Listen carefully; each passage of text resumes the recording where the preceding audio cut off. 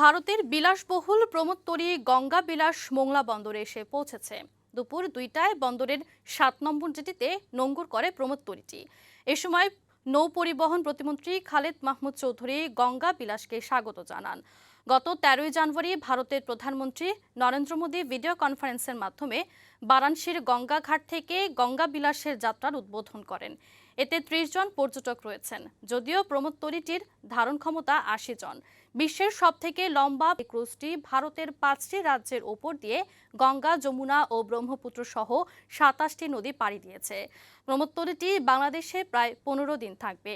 এতেই ভারতের উত্তরপ্রদেশের বারাণসী থেকে যাত্রা শুরু করে বাংলাদেশ পাড়ি দিয়ে ভারতের আসামের ডিব্রুগড়ে গিয়ে 51 দিনের সফর শেষ করবে। গঙ্গা বিলাস এটা আসছে, এটা ভারত বাংলাদেশের যে সম্পর্কটা কত উষ্ণতায় আছে, এটা পশ্চিমা দেশগুলোর কাছে পৌঁছে যাবে। এখন আমাদের সম্পর্কটা কোন উচ্চতায় আছে, কারণ আপনারা জানেন যে গঙ্গা বিলাসে সব ইউরোপের সব পর্যটকরা এখানে আছে, কাজেই তাদের মাধ্যমে আমাদের সম্পর্কটা সমগ্র পৃথিবীতে ছড়িয়ে যাবে।